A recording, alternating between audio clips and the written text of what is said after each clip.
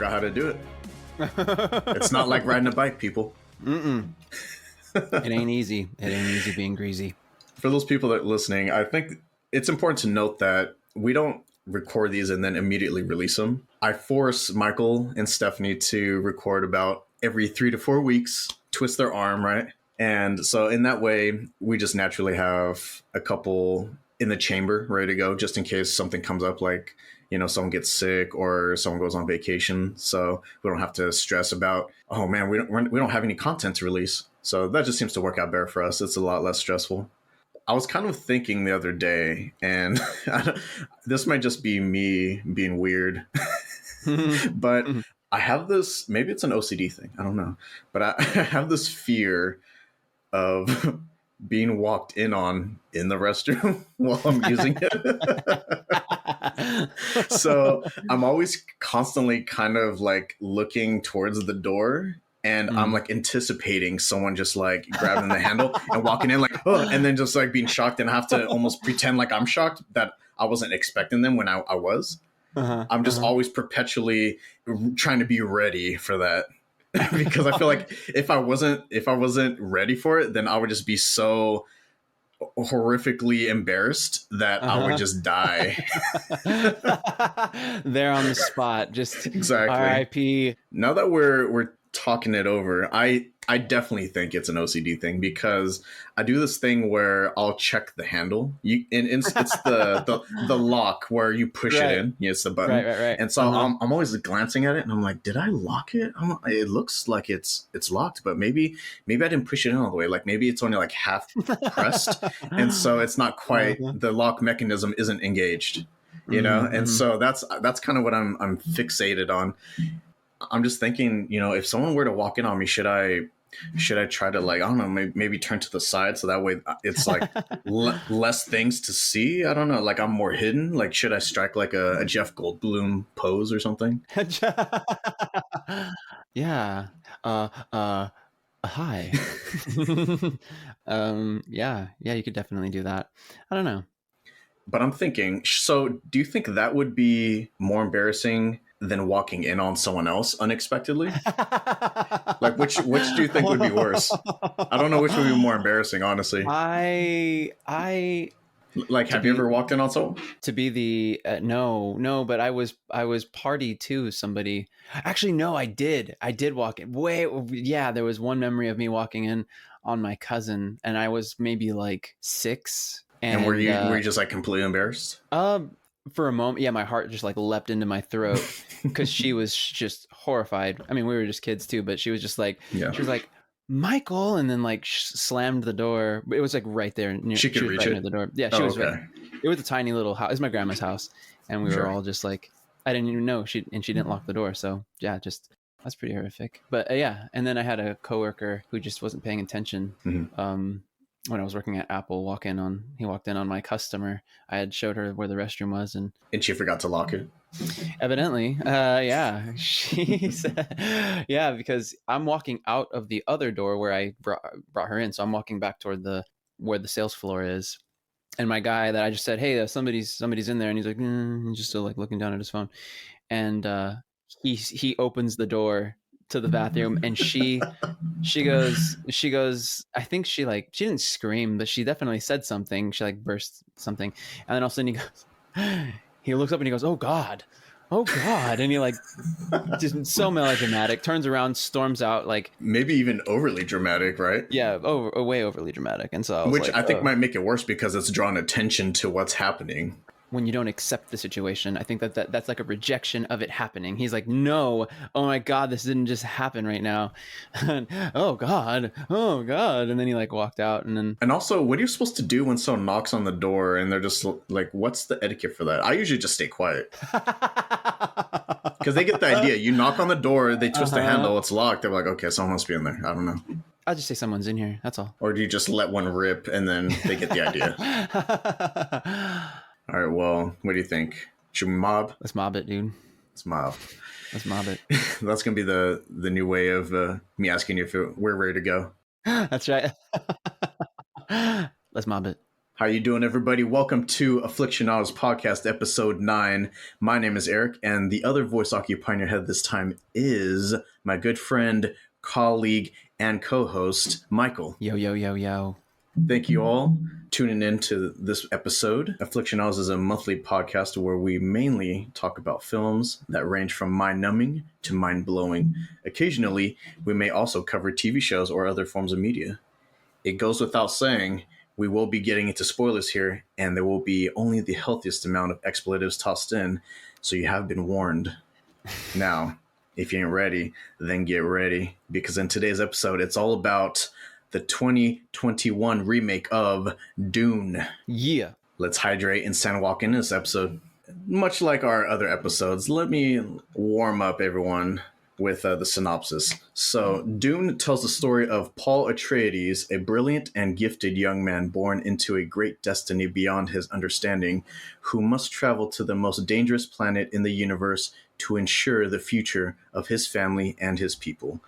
As malevolent forces explode into conflict over the planet's exclusive supply of the most precious resource in existence, a commodity capable of unlocking humanity's greatest potential, only those who can conquer their fear will survive. Well done. Let me ask you, did you actually watch any of the other Dunes, or was this your one and only? Negative, Ghost Rider. I haven't seen any of the others either, but there was something about this movie specifically that was just kind of, I don't know, it was calling to me, man. When I saw that trailer, I was like, yeah, I'm in. Yeah, same. Chills. I had seen or had heard of the David Lynch version and how the effects, I think it was, were in the costumes, the kind of the world that they created was kind of ahead of its time. I know that it was not a financial success. I know that I heard it wasn't that great. It just depends. I don't. Not everybody's a David Lynch fan, and again, having not seen it myself, I can't really say either way. But there's so much potential and so many. It's been talked about for so long. The novels are just highly regarded. So I was when I saw this trailer for it, I thought, wow, the time has finally come when they're gonna actually do it. They're going to actually make the one that everyone had hoped they would make. I hope it meets the expectations. And yeah, seeing the trailer, I was blown away. The entire cast was awesome, and I don't think it took anything away. Typically, I don't know. I have mixed feelings about trailers. You can only take these trailers with a grain of salt, because I got roped in so many times for the Transformer movies. I'm like, the trailer looks awesome. This time around, it's going to be a lot better than the last. It's going to be a lot better. And every single time, I'm like, oh, I regretted watching that movie. So yeah, I'm always skeptical about good trailers.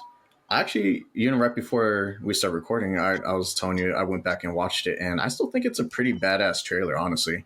There was some misleading elements in the trailer, though, because right out the gate, they start showing Zendaya like she's going to be a focal point in this episode, or in this half of the movie. Spoilers, it's a two-parter.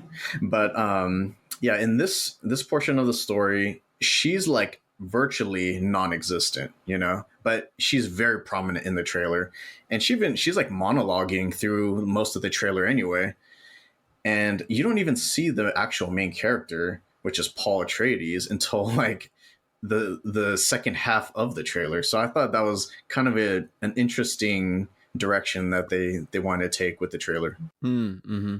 Yeah, I wonder what their thought was behind that. Do you feel like that could be misleading, or do you think they just felt right now she's hot?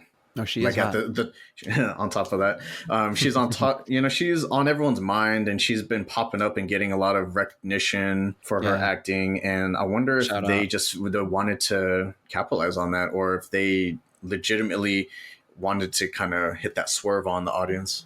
Right. And for those of you who've been sleeping on Euphoria on HBO, go out and check it out. She kills it. She does kill it. So yeah, having seen Euphoria, and then when she came onto the screen, I was really excited. I couldn't wait to see her on screen. So yeah, it was interesting. They didn't really give her much, but looking forward to seeing how how she does in the second one. I don't know what else to say. Yeah, I'm looking Hopefully forward she to has a seeing lot her. more FaceTime in the second one, because if she basically just does nothing in the second movie, I'm going to be a little annoyed by that, because she is such a great actress. She is. And you want to see more from her, you know. And I kind of felt like that was an element of the movie that was missing. I was like, where the fuck is Zendaya? Like she was in the trailer, but it's like she's Mhm. nowhere to be seen. Right. I mean, they do show her quite frequently throughout the movie, just at In certain flashbacks, right? periods, Like right? In quick, flashbacks brief or flash forwards, as it flash were. forwards, yeah, just like brief little snippets, right, of his Right. vision, and that's pretty much it. Premonitions. Mm-hmm. And it's kind of interesting if we get into that piece of the movie. This whole thought of these premonitions, because as was so eloquently put in that synopsis, the Paul Atreides character, he's gifted in ways that not a lot of people, in fact, no one else really is. He's just training. He's learning to use the voice, which in a theater it just rocks. If you have, I mean, if you don't see it or didn't see it in theaters, I highly recommend spending a lot of money on like a sound bar or Or just create your own movie theater in your house yeah, create an actual movie for the theater. optimal experience. Yeah, tune into the DIY channel. Just go maybe on YouTube and look up how to build your own theater in your house, because there was just so much to appreciate in the movie. And not, again, that's just the sound quality itself. I mean, then that just every little detail was handled so well, I think, in the movie. I wouldn't be surprised if it does win several Academy Awards, not only for the acting, of course, but for just sound engineering and editing and all that, because I think that it was fucking phenomenal. There were a lot of people hating on it, though. I'm part of this cinephile group on Facebook, and anytime someone mentions Dune 2021, Mm-hmm. they're like, "Oh, sorry, you had to see that, or that piece of shit movie, this and that." I don't know. Oh, I wonder. Where do you think this hatred even comes from? I was going to ask you because I haven't really read those message boards. Have they substantiated like what their reasons are for why they didn't like it? A lot of people are saying it was boring. A lot of people are saying it was just overhyped, and a lot of people were making fun of the fact that, so it's been mentioned that the movie has great CGI, but then they go around and say, so you think Dune is a masterpiece because of the CGI, but then you look at Avengers Endgame and you shit on it because it's just an Avengers movie, but it also has great CGI. So I think that's their argument, is like, why does this one get hit so hard, and then everyone is just, losing their shit over Dune. I'm not surprised that the people who appreciate or love those Marvel, those MCU type movies, I'm not surprised that they are so against Dune. It seems that it's just so much more in your face. The MCU movies, they're just so overtly like, look at this special effect, look at this thing, oh look, It's his kind of shield excessive, comes right? back, oh yeah, it's ultra excessive to the point where there's nothing. I mean, less is more. Everybody knows this. Less is more. I prefer subtlety. And so when I see those special effects, that blows me away to see that those massive sandworms or whatever, I don't even know if that's the appropriate name for it, but Yeah. when you see it, it's fucking believable. It's frightening. On Whereas top if of that, to kind of back up your point here, when they're showcasing their beautiful CGI in the movie, it's spread out a lot better, because a lot of it is just natural beauty of the setting, right? Like when they're on that lush planet, it's gorgeous, and a lot of it is just like normal everyday grass and hills and whatnot. It's not Mhm. anything extravagant until you see like this fancy spaceship come in, and then Mhm. that's when you marvel at, like, oh wow, that looks beautiful. So it's not just constantly, explosions and lasers and flashing lights all over the place. Right, it's just not spectacle for spectacle's sake, and that's the distinction I would draw between the movie Dune and something like Endgame. There's real, what would I say? I feel like there's more gravitas. It's just so much because it's so much more quiet. There's a weight to it. When I say gravitas, I mean like there's a heaviness there. And there are moments of levity, right? Like when Javier Bardem spits on the ground and they take that to be an offense and they're about to like fight, and then they realize, oh, this is actually a sign of camaraderie, of openness. Moisture is such a rare commodity to have on that It's just planet so of it's so Arrakis. precious. So you don't just waste it like that. Yeah, exactly. So for him to do that, understood in that context, yeah. At first, it's just so it's that whole moment we appreciate the fun. I think I forget which comedian said this, but they said something like, there will never be anything funnier than misunderstandings." And isn't it? And I thought that was so flippant to say, like, oh, it's just a passing thing, whatever. But it drilled like it was like a mind worm. It stuck around in my head, so that whenever I'd see things like this, that it kind of fits that paradigm where it's a misunderstanding, right? So then when people understand, when they realize, oh, because they get pissed, right? Everybody in the theater even gets pissed, and of course this was done intentionally. Sure. So Denis Villeneuve, Villeneuve. yeah, he they do this all on purpose. It was done this way to get everybody riled up too, because we know spitting at somebody's feet means like, fuck you, Yeah. like, let's fight. And so everyone just like, yeah, oh man, this is about to go down.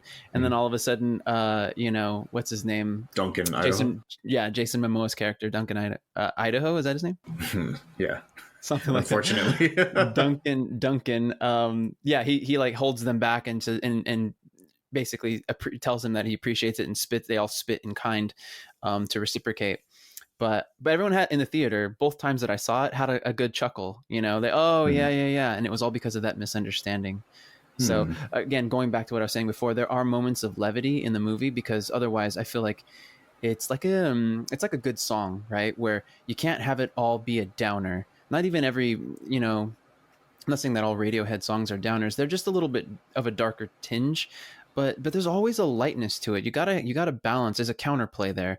That's what makes a song so interesting. If a song's always in major keys and there's never like a minor somewhere in there, it just isn't as interesting a song. It'd be like having a hero in a movie who never has any kind of conflict, any kind of adversity. Right. He just kind of goes on through and everything just works out for him. Nothing is ever insurmountable. And that's not an interesting movie, but you look at something like a Dark Knight movie, right? And you see the Joker, and he just, no matter how many steps ahead Batman thinks he is, Heath Ledger's Joker is just 10 steps ahead. You've watched the other renditions of Dune, then it may not be as much of a surprise. But for me, I hadn't seen any of them. My dad was a huge fan, and I think he had one of the versions. I think it was the David Lynch 1984 version, but I never saw it myself.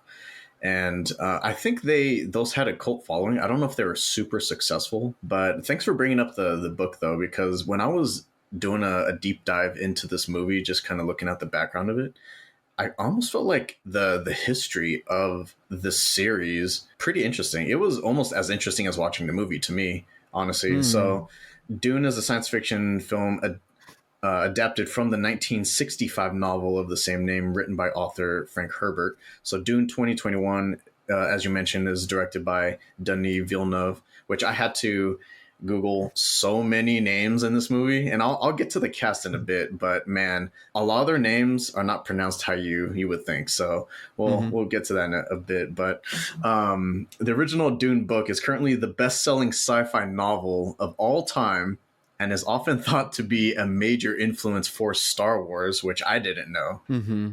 I was like, okay, that's definitely something that I had no idea. There's a lot more lore in the books, and there are several books as well. So I wonder if there is a lot of similarities between the two series. Have you seen any other Denis Villeneuve's work?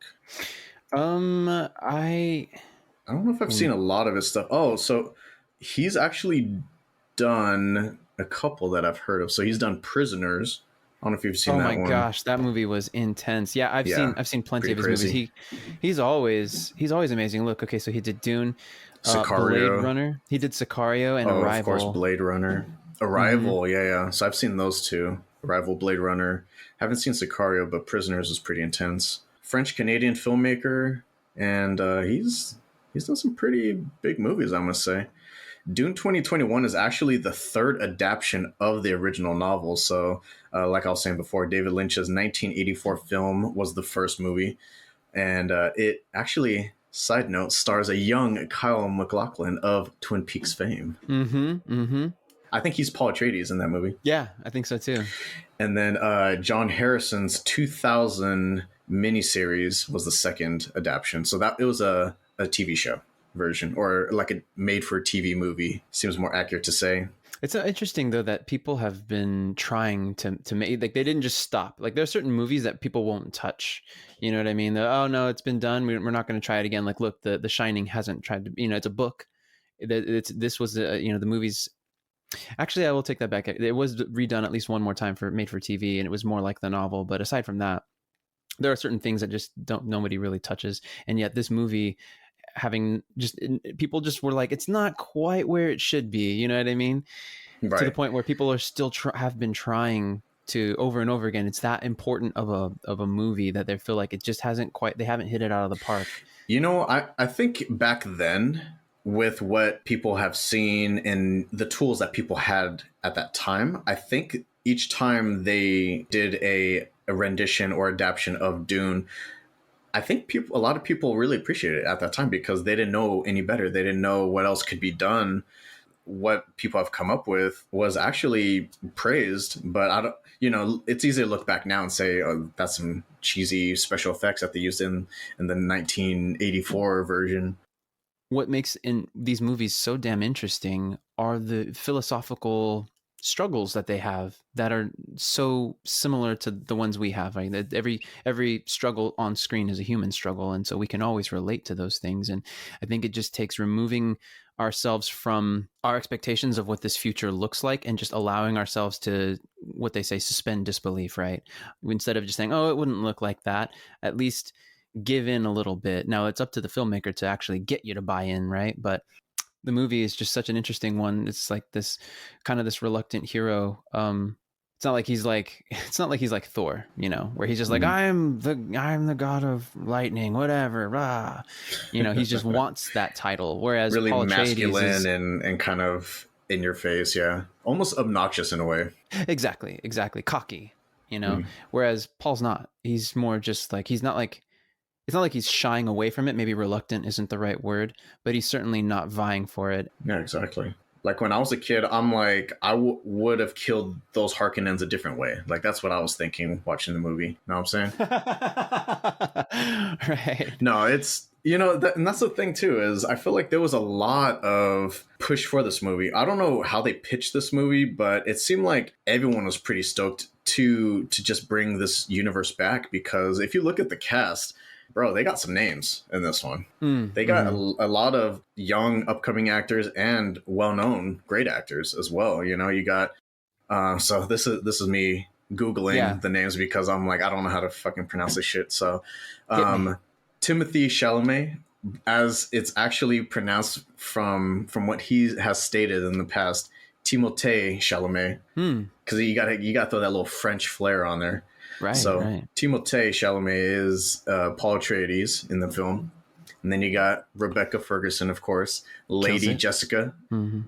She's not an Atreides, right? From my understanding, she's not married. She's a concubine. Remember, because he tells her, "I should have married you," and she's like, "Don't think about it." Remember, like he's laying on the bed, and it's before the whole coup that night. Sure. But she's Paul's mom, but not married to Duke Leto. So Oscar Isaac plays Duke Leto, and it's pronounced, or it looks like Leto. I read that it's actually pronounced Leto, so whatever reason. Right. Duke Leto Atreides, and that's Paul's dad. And then you got Jason Momoa as Duncan Idaho, which I still think that's a kind of a stupid name. That doesn't sound like a realistic name to me at all. Yeah, I wonder what Herbert's idea was behind that. Why Idaho? And what role does Duncan Idaho play in the film? Like, who is he? He's like a friend, role model, protector, like bodyguard, right? I think he's their best warrior. He's their best warrior, essentially. Yeah, he's their best. He kind of plays warrior. A lot of roles. Right. He's not necessarily. I don't know if he's a leader. He's not the highest ranking leader, which is interesting because evidently he trained Paul Atreides for a long time, and since he was gone, Josh Brolin's character comes in, and trains him in is his proxy, so to speak. But he's a badass, and he's the one who's in charge, right? And you know what? I want to give a shout out to Jason Momoa because a random fact is I was a huge fan of Baywatch growing up, and I don't know if I was mentioning to you, but I just love that intro theme song. Some But people stare in the darkness. That's yeah, right. I love that intro. But Jason Momoa was actually in Baywatch Hawaii. Like that was when I first saw him. A young, like just clean cut Jason Momoa. I think he was probably maybe late teens or maybe early 20s. And Baywatch had already ran its course, so I don't think it did too well.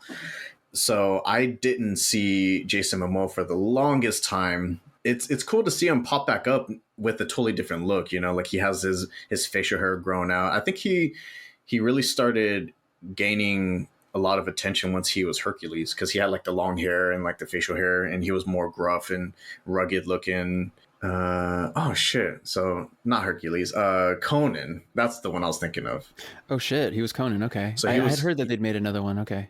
Yeah. So not Hercules, but Conan the Barbarian, and he popped up in that one. He has, he had the long mane that he rocks now, and I think ever since Conan, and his signature, that became a staple. Like he has to have it now. I don't even think people will cast him unless he has the long hair now. Dude's a badass. So now we get to Zendaya. As we were talking about earlier, Zendaya was prominent in the trailer, not so prominent in the actual film, but I also looked up how to say her name, and I feel like I want to say Zendaya, but she pronounces it Zendaya. Okay. So she plays Cheney, which it looks like Chani, but it's pronounced Cheney. And it's a mysterious, unknown Fremen who Paul dreams / has visions about. Stellan Skarsgård as Baron Vladimir Harkonnen, some fat fuck, as John kind of described him, because John was actually reading the actual novel. He was reading the first novel, and I was under the impression watching the film that the Baron was this weird kind of grotesque, kind of monstrous figure. But John said, no, in the book, he's just some fat fuck. That's what I put in my notes.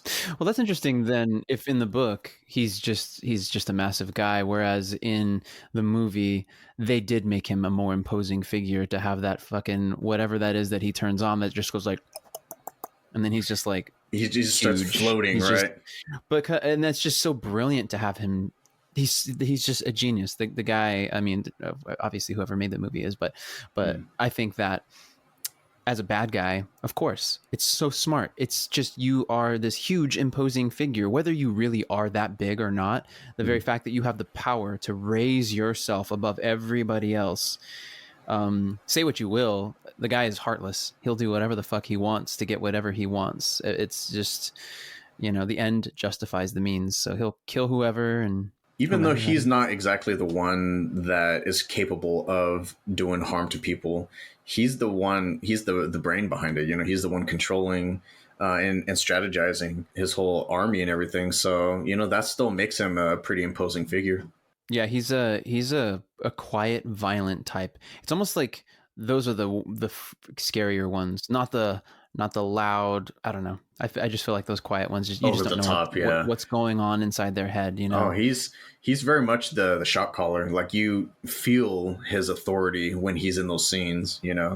At the end of the day, they're just actors. So he had to fucking bring it. He really did bring it, and it just seemed, wow, this guy is just. How do you beat this guy?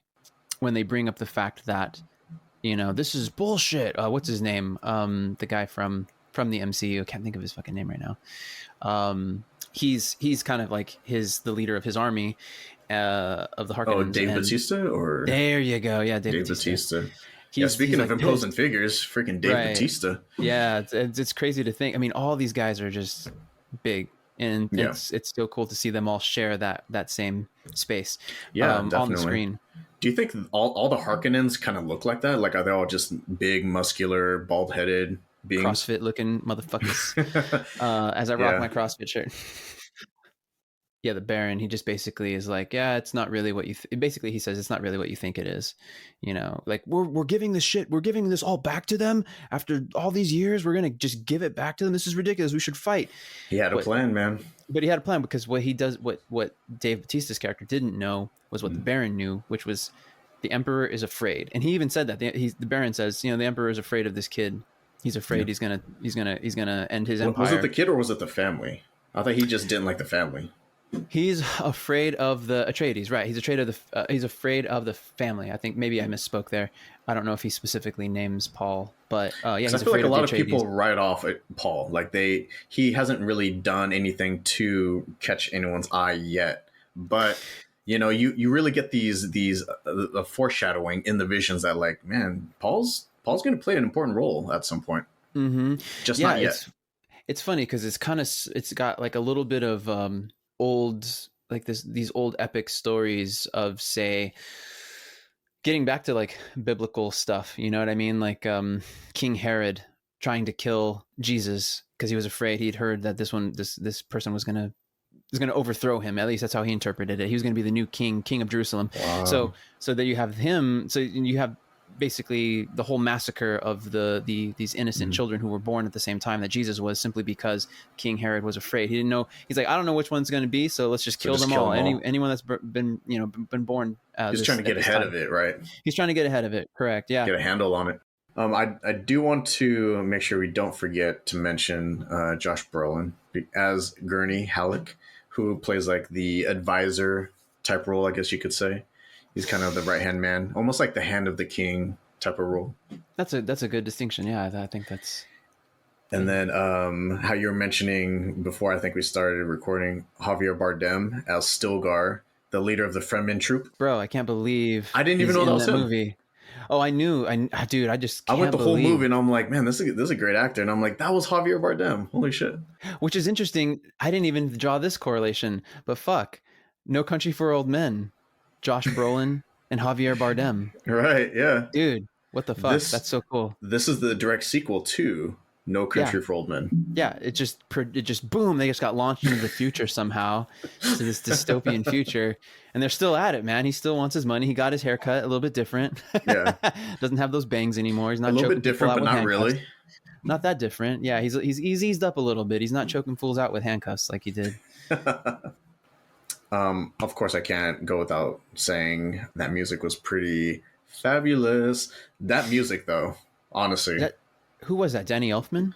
I believe it was Hans Zimmer. The Hans. Zimmer. Yeah, The Hans. as my buddy Gilson and I used to say, the Hans. Yeah, Dude. fucking legend though. Yeah, Hans Zimmer. Fuck. He did Interstellar, right? Interstellar. Yeah. I think I have to look that up. Dude, it was on yesterday. It was one of the. It's just it takes a lot out of me to watch that movie because it's just like fucking. It's a lot going on. Dude, it's a lot going on. It's just such a world that it just grabs you, pulls you in. And I remember the first time I saw. We can go. We should probably do a thing on Interstellar. Oh, we will definitely. I think it's on the list. So I won't go too far into it. But yeah, so it was on, and the music it just gets you, dude. Hans Zimmer. Yep, fucking Hans Zimmer did Interstellar as well. So honestly, I think the first time I started actually recognizing the Hans's work was probably on Pirates of the Caribbean. I don't know if he came up with the themes himself, but I think he helped produce the Pirates of the Caribbean films. The scores for those. And then, fuck, like if I had to actually think back, like the earliest work that I've heard him do was probably The Lion King. I didn't even realize that he had a role in The Lion King, but yeah. Dope. I didn't know that either. Yeah. Dude, he's been in so many things. It's hard to keep track, honestly. Yeah, to the listeners, he has this penthouse loft in the city, and he fell off of that, and he's just falling as he's recording. That's right, exactly. I'm just free falling. You know what I really appreciate about the score though was that it had a unique flavor to it, like it almost like a Middle Eastern element to it. Mm-hmm, I don't know if you noticed that. Yeah, I definitely got those vibes. Even the visuals too, right? Like the Fremen. I thought, man, I can't stand the desert. It's just, I grew up out there for, I spent a couple of years out there when I was a kid, and I just I don't like being surrounded by just a bunch of dirt. But that having been said, there's something so beautiful about the starkness of their civilization, and of just seeing those dunes. It's like you kind of want to do that walk, that special walk that they do to not get caught by the sandwalk. Exactly. It's kind of like I wonder what that would be like to walk in sand like that.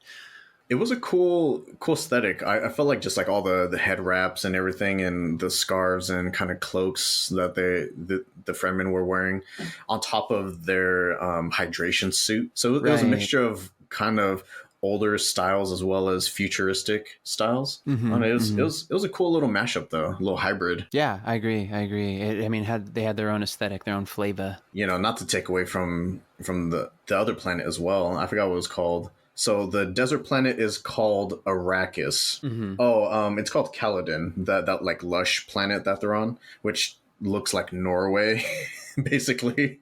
But Kaladin, that's where the Atreides are from. Atreides, yeah, they originated from, and or at least what they're currently ruling over when the movie Mm-hmm. starts. But man, I haven't seen visuals that beautiful recently since probably Blade Runner 2049. Which is ironic, since I mean, I don't know if it's ironic, but yeah, Denis also did that movie. Yeah, Denis. exactly. I found so many things intriguing about this movie, like the shields, the spaceships, the body armor, like you're saying, the sandworm, weapons of the ships. It was just a lot to take in, and I really felt like they did a good job of introducing these newer elements.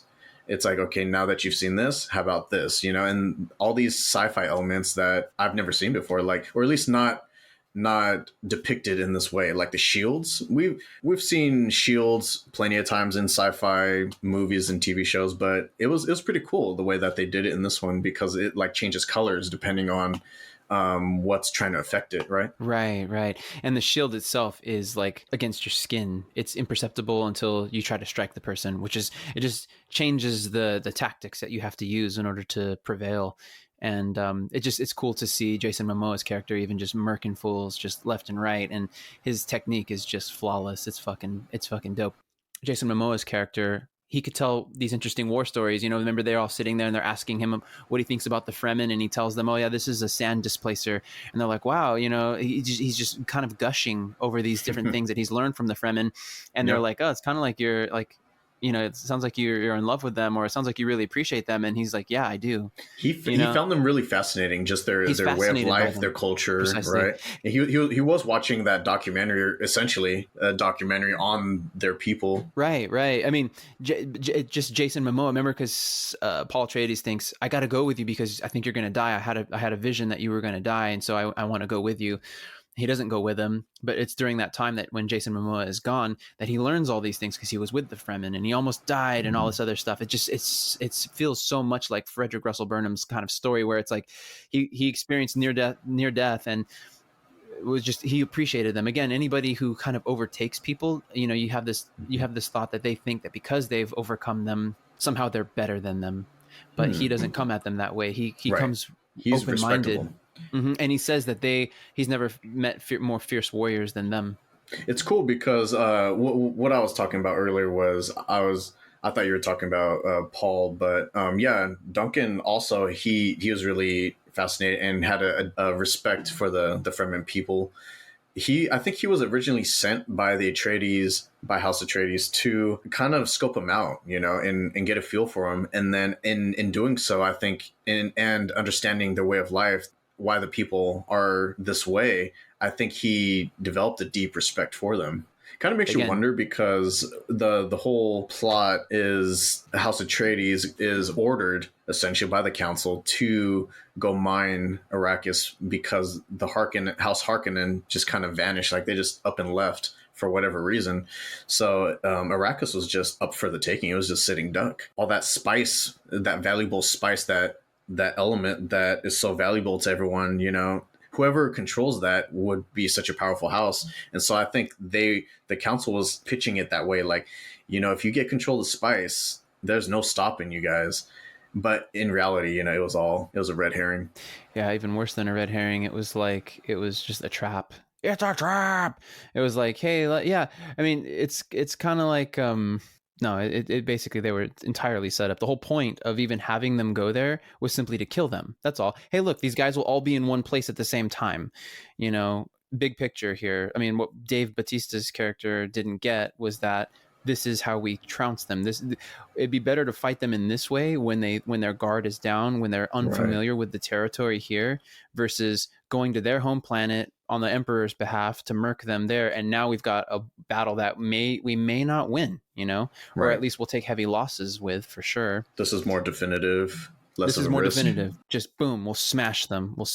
And they pay that doctor to make it easy. And they got him where it hurts too, because you can't blame him. He thinks his wife is going to die, so he's like, I got to do whatever I can to save her.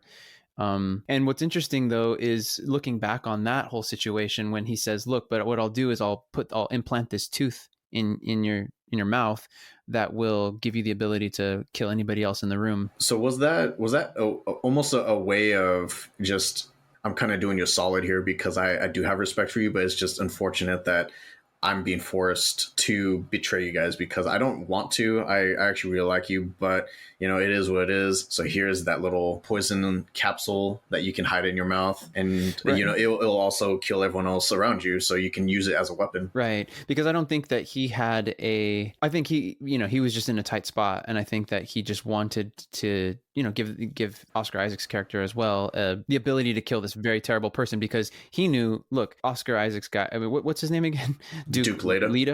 Duke Leto.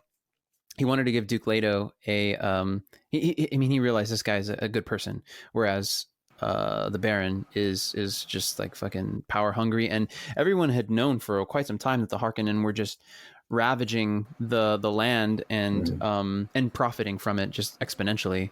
Yep. So it's not like they're good people compared to the House Atreides. So yeah, of course, I think he was just trying to.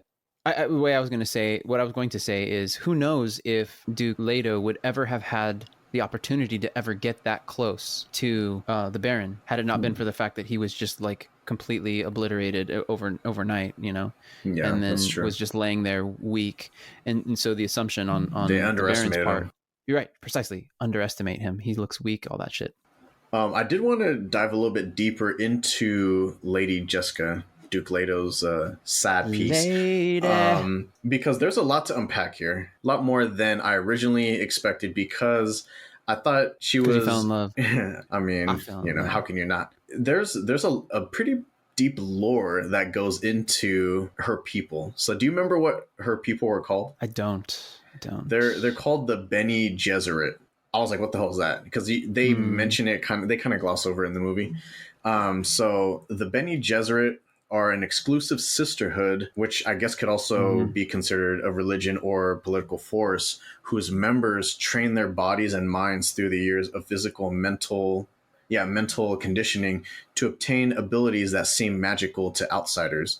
I think one of the high-ranking Bene Gesserits was that creepy kind of like witch lady. Mm-hmm. Do you remember? Of course. Or, you don't really see what she really looks like, but I guess she was a reverend mother of the Bene Gesserit. I think what is interesting about the sisterhood is that in other religions, it seems like they often stigmatize sex and like breeding and all that stuff, but the Bene Gesserit, it seems like they seem to embrace it. They kind of use it as a tool with ulterior motives. Their purpose in life is to essentially try to breed and give birth to the perfect male that naturally embodies all these supernatural and clairvoyant abilities necessary to guide humanity to a better future. And that's what that whole box test thing was to does he have any signs of this? Because Lady Jessica's role was, she was supposed to have a daughter, and that daughter was going to give birth to this perfect male. But instead, Lady Jessica had a son, and Jessica was convinced that hey, I think Paul might be this Messiah that we're looking for. He might be, because he does get some visions, he gets little hints, and he's showing signs of it. And that's the whole reason why the Reverend Mother goes out there and she does that box test. And I think a lot of people kind of write off Paul. A lot of people in the movie are like, nah, this definitely, there's no fucking way this guy's the Messiah. He's just some random boy, and well, he's unassuming because he is young, and because he's slender in build. He's a little pale. He doesn't look like a Jason Momoa. He doesn't even look like his own dad, in the terms of how built he is, and doesn't have like the thick facial hair. He doesn't have the Right. signs of what would be normally thought of as this masculinity that you would think would be in a ruler. But he is young yet, so who knows what's to come in that sense. But yeah, they underestimate him as well. Yeah, and I think it's so interesting because it's like there's almost this disbelief or this bitterness even with the Bene Gesserit, where she puts him to the test right away, and it seems like it's a surprise to Lady, what's her name, Lady Jessica, did you say? Or Jessica. Yeah. Or Jessica, right? I think she just is like, oh, this is all happening so fast, but for him to be tested. But it's almost like, hey, let's just separate the wheat from the chaff right away. You gave birth to a boy, and you're only supposed to, and you started teaching him our ways. This is supposed to be only for women. You don't teach a young man this way unless he is the one, Right. And so exactly. she's like, well, let's just test him, and if he dies, then it's so be it, But did you die? But did you die? So obviously he didn't. Did you think that box test actually was deadly, or was it just painful? Painful, but he would have died if he'd pulled his hand out, right? Because she had that needle to his neck, right. which was like so instant she would have death. killed him. Yeah, it wouldn't have taken Okay. anything. It was just right there by his neck. It was like about to press Okay. his neck, and so he just had to Gotcha. stand there and take it. So that was interesting. But what I was going to say is, it's to me, this movie is so much more interesting than most other sci-fi films out there, where they tend to lean heavily on technology. There's obviously a lot of technology involved in this movie, but there's an aspect, again, getting into the whole philosophy of the movie, just of life in general. There's an aspect of life, there's mystery that we still don't understand, that science can't explain. Yeah. There's a reason that the philosophers of old spoke of metaphysics and the prefix meta meaning beyond physics, beyond what in the physical world, and so they get into this mysticism. The whole Bene Gesserit is this conduit. They're the channel through which all that mystery that we experience in life now is expressed in this very powerful group of women who are basically like nuns in some sense. And they're kind of like pulling the strings. They're so in control that they're like they are the ones who shift leadership. They're the ones they're if the emperor thought he was powerful, it's only because they allowed him to think that. They kind of are they're like the Lord Varys, right? Right. Yeah. They're like the spider. They're the ones pulling the strings. Like, you don't realize that he's being manipulative. That's how good he is, and that's kind of how they are. I was even reading up on the fact that they can kind of manipulate and like brainwash people as well. Well, sure, because they use the voice, right? Even the voice can. I don't know if there's more subtle ways, but the voice is just like so powerful. And of course, he has these premonitions, which the spice only taps into and helps him to experience, which again is very, very interesting. Very interesting because. I'm like, I want to read this book now. I've wanted to, but it's been low on my list. I've got so many others that I've been wanting to read, but this might just like bump it up even more. Paul Atreides' character, because he is so powerful, he's very powerful, and not everybody, you don't see anybody else experiencing the things that he's seeing. He's just more sensitive to it.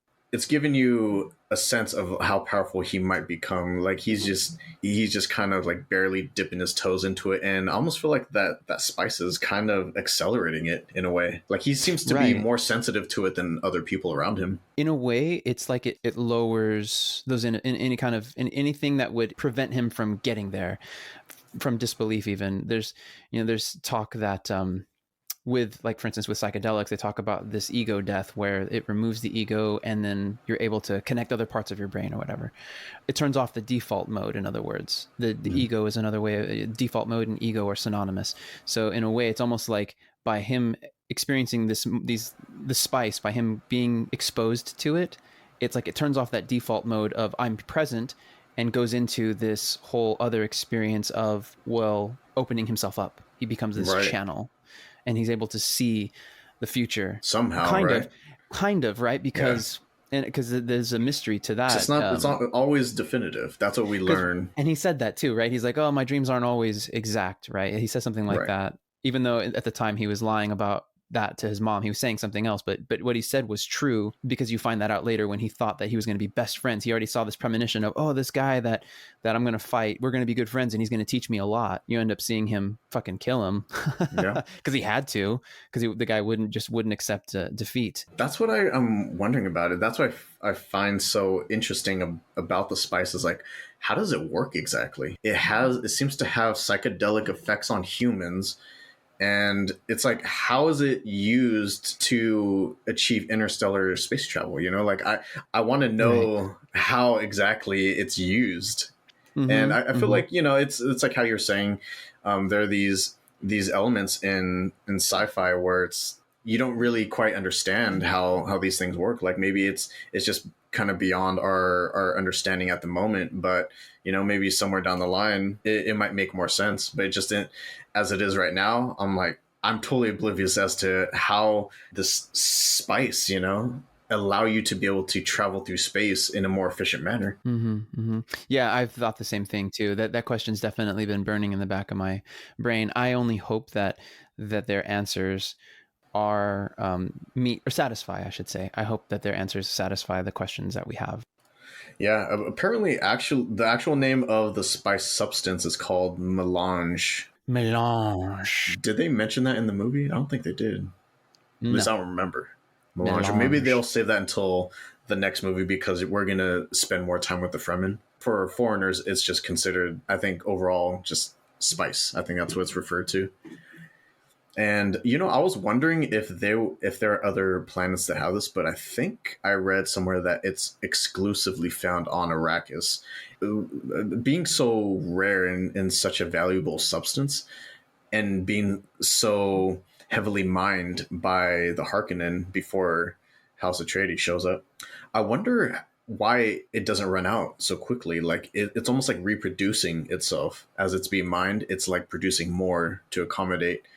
And I wonder if it has something to do with those worms. Like, I don't know. Do you think it's the worms are what create the spice in some way? That's a big question. Yeah, I don't know. You're right.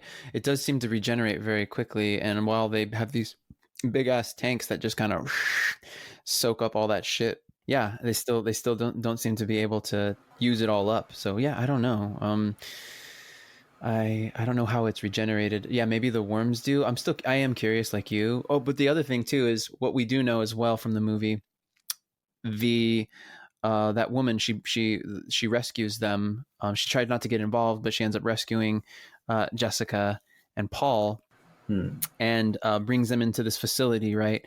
And when she brings them in there, she shows them different plants and stuff, and she's like an ecologist or whatever. She's a scientist, and she was brought there. She's the judge of change, right? The imperial planetologist, right? And she's the one who actually, you know, helps him with his suit or whatever. And she goes, "Huh? How'd you know how to do this?" And he goes, "Oh, it just seemed like the right thing to do." And she's like, "Oh," and then she says that phrase basically like he's the Messiah, he's the chosen one, under her breath in the Fremen language. But, so her name is Dr. Liet Kynes. R.I.P. But she was brought there initially because they believed that they could find a way to make plants live there finally. But what ended up happening was her research got stopped because they realized that in order for that to happen, which they found they could do, it would eradicate spice. So then they had to give up all hope of that. Yeah, that's pretty interesting, because they found a use for the spice. I think originally they thought it was just a desert sand planet, which in most cases is pretty uninhabitable, and you can't really do much with it, right? But they found out that it's not just sand. There's this extra substance in the sand that's like mixed in with it that they can mine, and it happens to be extremely valuable. What was her role in the movie? Because she was being a planetologist. She had this vast knowledge of the planet, but she also worked for the council, right? Like she was the judge of the change. So I'm assuming that role was given to her by the council. So was she working for them, or was she independent? You know, I wasn't, and she also seemed like she was with the Fremen as well, or that's why they hired her, because they wanted someone local to the planet. Right.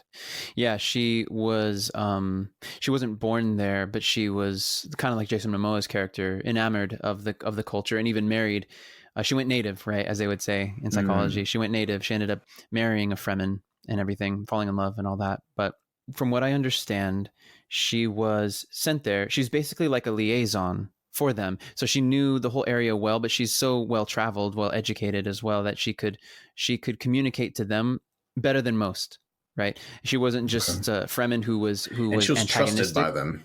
Right, precisely. She was trusted by both parties, whereas the Fremen might be less likely, in fact, would be less likely to want to talk to them. She was more open to sharing some of their information about how things work there, and could translate. She knew other languages. In fact, I mean, I don't know if everybody in the Fremen knows that tongue. I don't know what tongue they speak, if it would be considered English. And but no. So she is that liaison. She is explains all this shit to them, and has a vast knowledge of the planet. And again, even better than the Fremen, because who knows if the Fremen even knew that there was a plan to create. I think you're right, because she, like how you're saying, she's well educated. So I think she was able to maybe study a little bit deeper into the way things work on this planet. Whereas like the Fremen are like, well, we understand how to survive and what to avoid, but we didn't really look too far into it. Precisely. She has something to compare it to. She's been elsewhere. So she knows, so she can see kind of this whole, she gets the concepts. She gets an idea. Oh, that's what these people do to survive. They do, and this. How it differs from the other planets, right? Precisely. Whereas they only know the one way. They have nothing to compare it to because they've spent their lives under oppression. All they know is assholes come to their planet and ravage it of its resource, which they use for, spiritual ceremonies, and which they find is precious. And so these people are basically just ravaging their own planet. That's all they know. We're fighting constantly. Man, I wasn't sure what this whole Judge of the Change title was, so I was looking a little bit deeper into it before we start recording. And man, there's a lot to unpack with Dr. Liet Kynes as well. So buckle up. So the Judge of the Change, I guess, their role is they're charged with presiding over the change of planetary matters, whose authority could only be challenged before the High Council. So basically, if anything major is done to Arrakis, it has to go through her first. And Liet Kynes, it seemed like how we're mentioned before, she had that close relationship with the Fremen, almost acting like their protector in some ways, right? Like it's like she had that inside knowledge, and she was going to manipulate and kind of take certain actions that are going to protect the Fremen and Arrakis. Like she had this deep respect for the planet, loyalty. Yeah, exactly. And even like the dangers of the planet, like the sandworms, like it seemed like she had this deep respect for them as well. And even the sandworms, like I'm like, man, such an interesting factor in this planet, and trying to survive is like you got these fucking worms that are just like willing to kill you at any moment. Some, right? Because at the very end you see the Fremen riding. Yeah, exactly. Them. Like they it's like the Fremen and the worms have this like mutual understanding with each other. Right. Here's an interesting fact. A fun fact for Liet Kynes. The character in the book was male, and all of the live action adaptions, Liet Kynes was male. And so for whatever reason, for this adaptation, they decided to make Liet Kynes female. And the reason why I bring this up is because Dr. Liet Kynes, the character, was Chani's father in the story. So I'm not sure how that's going to play into the story now. I think that kind of throws a wrench into some of the plans. Do you think they're going to try to just flip it and say that Liet was Chani's mother instead of father? Yeah. That's exactly what I think they're going to do. There's this whole generation of the Kynes living on this planet. So I believe Liet Kynes got the role that she has now from having it passed down from her father. So I think it passes down with the males. So I don't know if they just kind of retcon that and just said it was passed down to the daughter instead of the son. Okay. Yeah, we'll see. I think it worked. But we'll see how they tie it all together. And I wonder if that's going to be a spoiler for the next half of the movie. Next half of the series is like that person, that you were talking to was my parent. Yeah, my mom. I don't know. That's really cool. But going back to the sandworms, like how you're saying they were able to ride them. I remember seeing that shot of Leia Kynes where she busts out the hooks, right? Right. Right Yeah. after, I think are they trying to flee from the Harkonnens? Uh-huh. Or yeah, Yeah. they like Remember, bust she in goes one way and they go the other. They run down that tunnel. There's like a fork in that tunnel, because and they're trying to flee to their transportation, which was that like, oh, shout out to that bug aircraft too, because that thing is fucking it's awesome with cool the looking. fluttering wings. Yeah, like a helicopter. It's like a hummingbird, but I think those are called ornithopters. I don't know if Orna. they actually mentioned that in the movie, but in the lore they're called ornithopters. That's tweet. I like that. And Ornithopters. they don't seem Those to things be are the badass. most practical design, but they make for a unique idea nonetheless. But yeah, like how you're saying, they were running towards the airship, and then she runs her different direction, and Leah, she busts out the hooks, and I remember thinking at that moment, I was like, is this girl about to try to ride one of these damn worms? And then she gets killed. So Right. and my question was answered towards the end of the film when they actually do show a shot, but I was just thinking like, this bitch is gonna try to ride this worm right now. Yeah. That's no, that was dope, and it's just like seeing it coming. Yeah. Knowing she's got that thumper thing going on, and it's just like, oh man, this is about to go down. I don't know how it's gonna work out, but she seems confident. It just seems badass. She seems badass when she's just standing there, hooks out, ready to go. You know what those worms kind of remind me of? They remind me of those Sarlacc pits in Star Wars, except Yeah, more mobile and dangerous. yeah, more, yeah, for sure. You could tell Star Wars kind of usurped a little bit of that. Just like, yeah, we'll toss that in there too for fun. Because they're just stationary, right? Those Sarlacc pits. Yeah, they're just there. You just drop somebody down there. Bye. But these things are a lot tougher to avoid. Right. What's interesting is in Beetlejuice. Do you remember in Beetlejuice they have worms? They have worms in the desert that do the same thing. Yeah. They're fucking Yeah, fierce. it's In the such an cartoon, it was interesting more of a concept. deal. Right. And I wonder if that idea of the sandworm originated in the Dune series, and then other works just kind of adopted that. Interesting to think about that, because I think when I think of the ocean, kind of freaks me out to think how many things we don't know are under there, because there's a lot we don't know still. Mm-hmm. But like, of the things that we know, there are some fucking massive sharks and shit, you know what I mean? So just the thought that they're just kind of lurking beneath, just kind of doing, like just weaving back and forth, just biding their time, waiting. Mm-hmm. These sea monsters, the Kraken, right? This giant squid, things like that, just existing under there. So to consider that that is under the surface of the ocean, you'd think on solid land you're good, but then no, you're in an ocean of sand, and there are beings in there that are highly mobile and will fucking eat you. Will just like inhale you. You'll just be, and those teeth, right? Those swords that like the sword that Cheney gave to Paul was of a tooth, right? It was of one of their teeth. Oh, is that what that was? Sharp. Yeah. Huh. She said this is from the ancient, and she said the name, I forget which one, but I don't know if it's like the oldest worm there. But is that when he does his says, little like? Yeah, salute? That's when he's ready. Yeah, he's got his little, basically his little tooth saber, but that's what it is. It's one of their teeth. And remember when she falls in, as we've seen a couple times, whenever like that massive factory, whatever those things are, fell into its mouth, you saw all these teeth, right? You saw just thousands of teeth in there, and that sword is made of one of those teeth.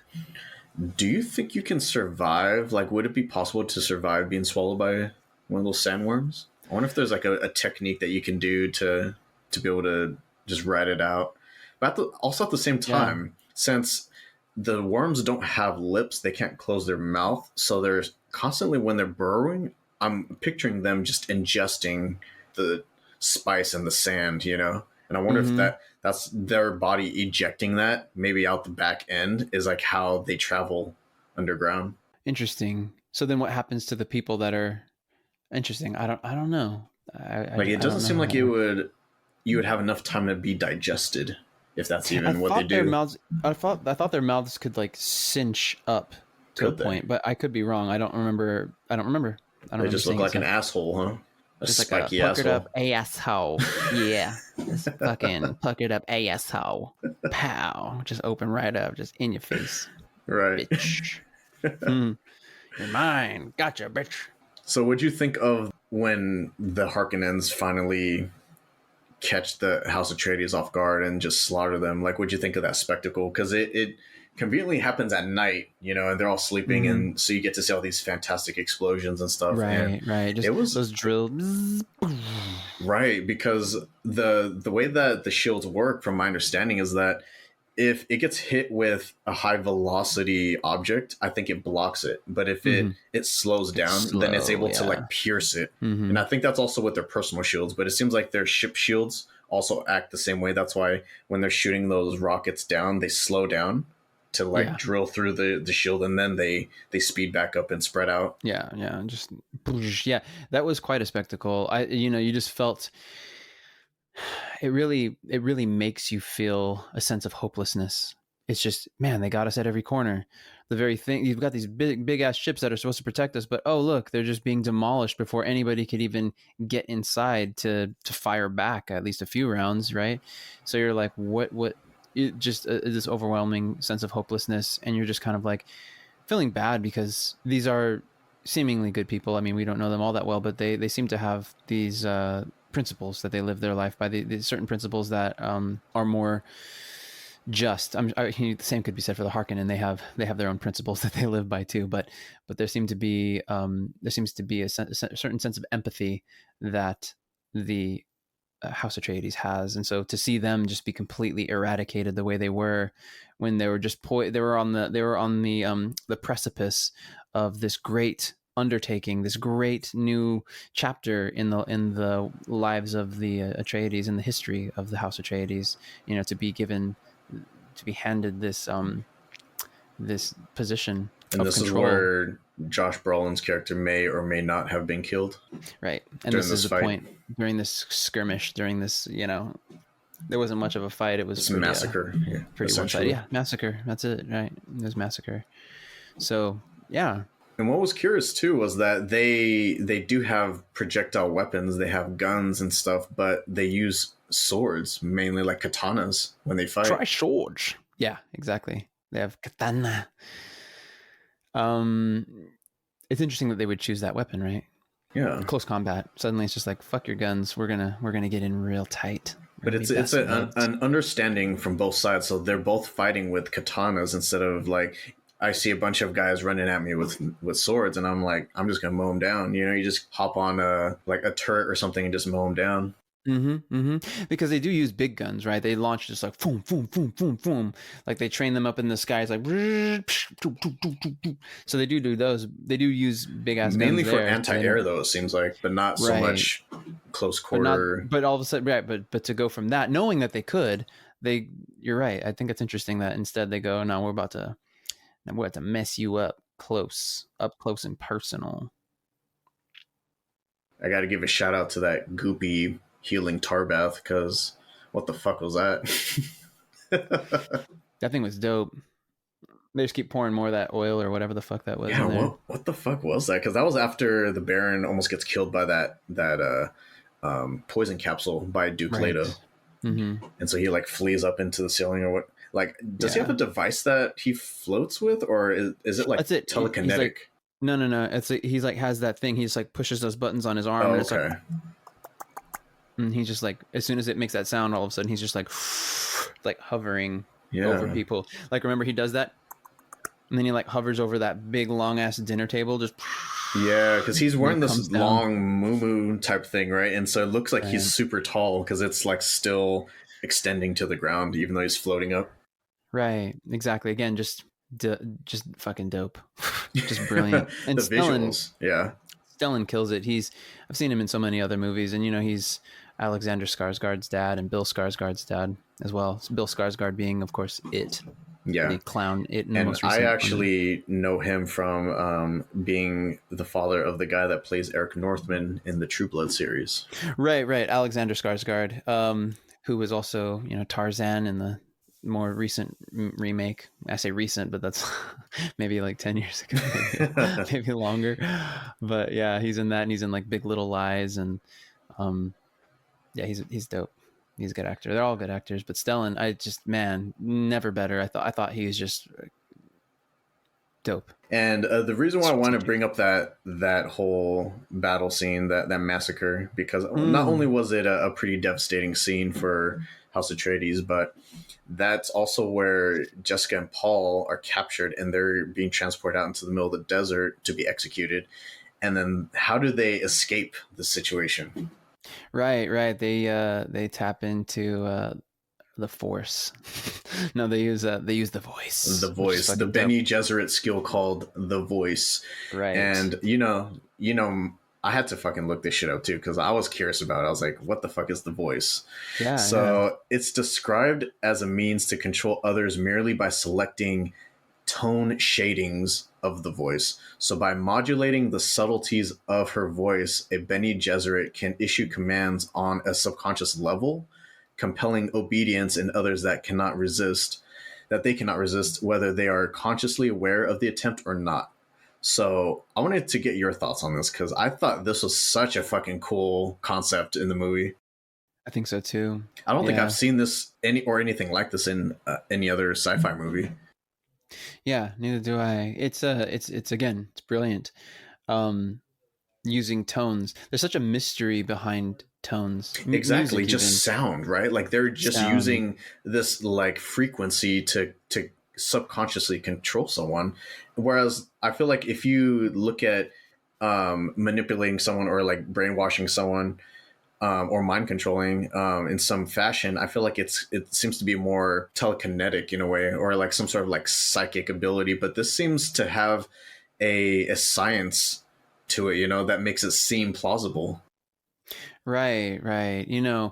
Yeah, I don't even know what the appropriate term is, but I'm definitely like a Greek at heart. So what I was going to mention is, sound has always been important. Music is extremely important, just to any human. I mean, to meet somebody who doesn't like any type of music is rare, if it's just a lie. I don't know, an out and out lie. But there are certain tones that we like hearing and appreciate. I mean, hell, we're talking about Hans Zimmer's music, for fuck's sake. I mean, it's just brilliant. But there were certain modes. So in Greek or Grecian music, there were certain modes. So like how we have different key signatures in our Western music, C major, A minor, G sharp major, something like that, right? Those are Western types, and that's what we would write in the key signature. That's how we would know how to perform the song, and we would then know what notes were included or excluded from the piece, right? Well, in ancient Greece, they had modes, and those modes are still used today. In fact, actually, jazz uses certain modes as well. But and even Radiohead uses some. I'm a big Radiohead fan, if you didn't know. But Radiohead uses certain modes, Lydian, and there's all these really cool names, Mixolydian, and stuff like that. But there were certain modes that were considered outlawed. They were forbidden from being used because these certain modes might incite riots. They were so powerful. People hearing it would then act, right?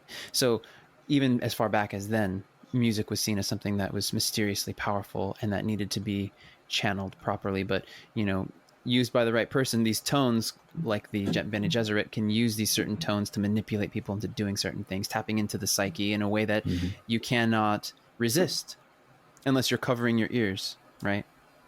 Yeah, I wonder if there is a technique to it, because like how you're saying the sounds and tones is already a mystery as it is, and I feel like oftentimes that's a sense that's overlooked. Like if you're the captor and someone's making some strange sound or tone, you're not gonna immediately think they're trying to use this to free themselves. You're like, the fuck are you doing? Shut your ass up. I feel like it's overlooked and underestimated, and that's why I feel like that would make it the perfect method to use and exploit, because it's something that is unsuspecting. It's unsuspecting. It's again, it's just it's a brand that's even higher. It's suggestive, right? It's suggestive where we talked about how it influenced Star Wars, where you have it being more, I mean, it's a command, so it's less suggestive, but it's more like, again, it's more subtle. Whereas with Star Wars, you have the Force, right, which is a physical, which is like, I will this thing to move. It's telekinetic, so it's very visually oriented, and it's like through the mind this thing happens. Well, through the mind this voice is channeled too, so you could say that, but the voice, it's just a different way to control a situation versus the Force. Right? Yeah, the beauty of the skill is that it makes it difficult for it to pick up on, and by the time you start recognizing what's happening, it's too late. And for me, that kind of begs the question, like, how often do you think the Bene Gesserits use this technique for their own gain? Precisely. Precisely. I wonder how many people really know that this power even exists, because they are such a secret society anyway. Do you think Jessica used this on Duke Leto at any point? To like get his attention and like plant these seeds, like, yeah, you want to pursue this. Hard to say, but I think that she truly loved him, and I think I just don't know that if I could see her manipulating him into wanting to even be with her, because who wants to be with somebody that doesn't want to be with you, right? And so to manipulate somebody even to wanting to be with you, I think would still feel awful deep inside, because even if you tricked them with love potion number 9, they at the end of the day, once it wore off, they'd be like, what the fuck am I doing with you, right? You want to be loved, you don't want to force love. So I don't know. I think that she's a very loving person.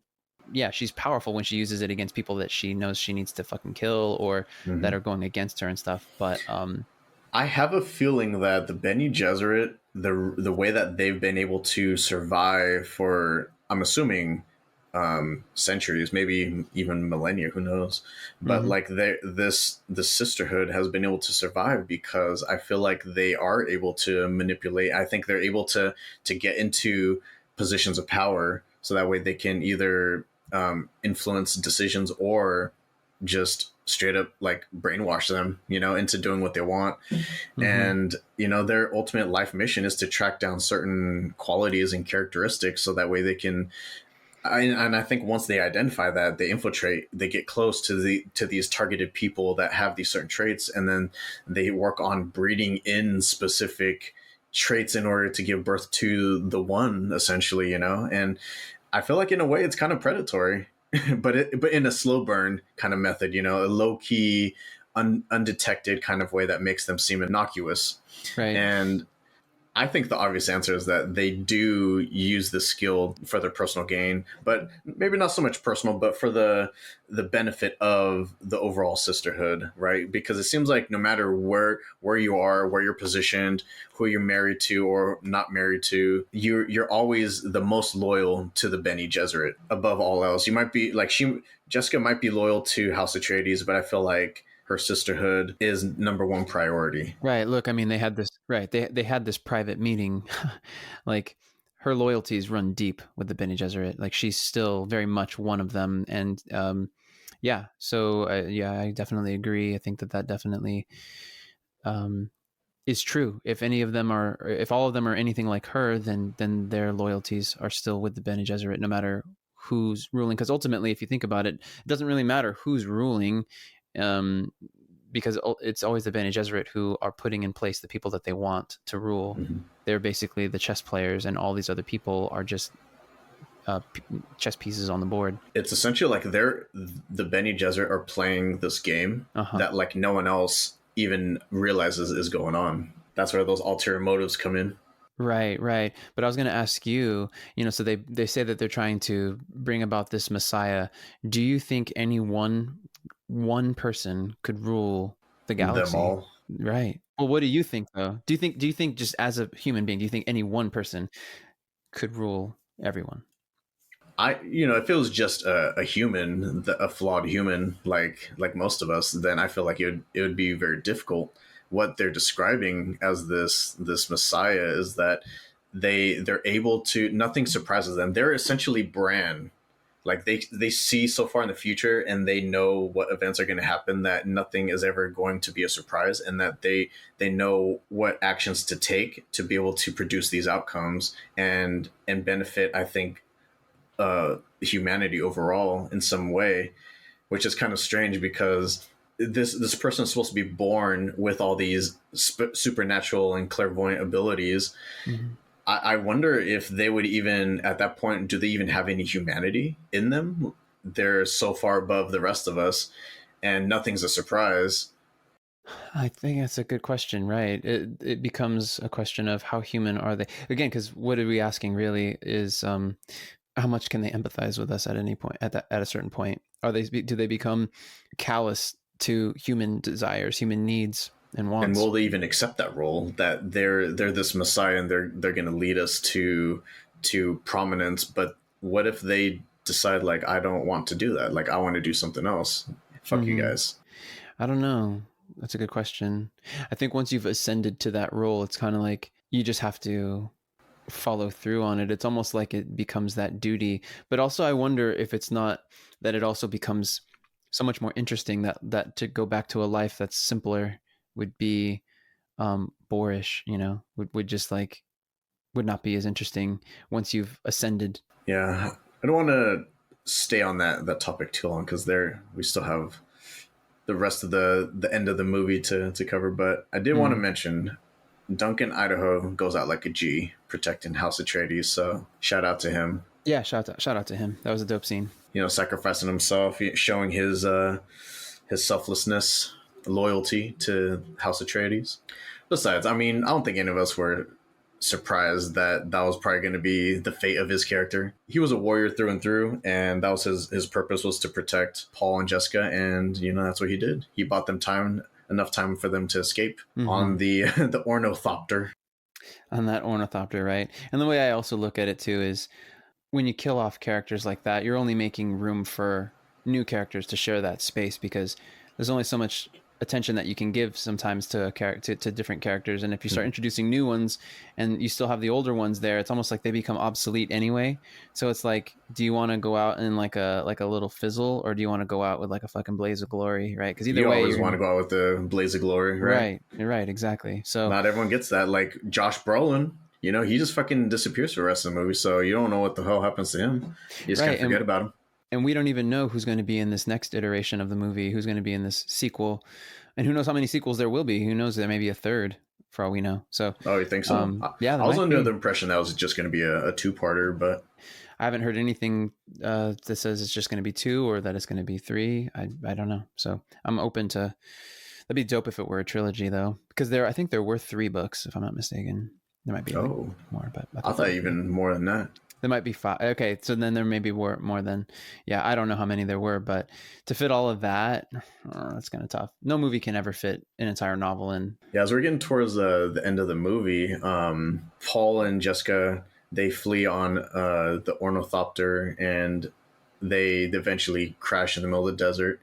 And this is where they kind of have to camp out, and Paul introduces her to the Sandwalk, which I thought it was a pretty brilliant idea in and of itself, because the whole danger with the sandworms is that they're so sensitive to sound.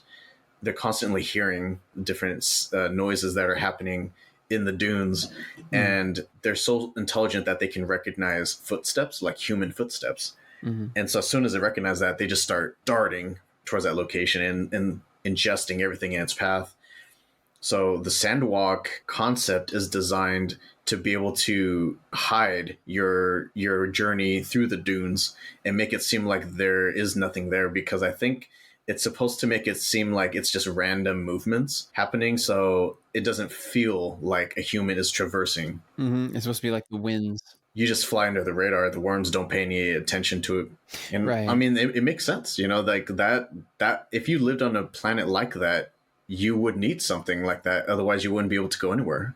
Unless you wanted to be found, right? Again, to use it as a mode of transportation. Oh, yeah. Then you're like, oh, I'm ready to go for a trip. All right, let me just stomp around. Desert power.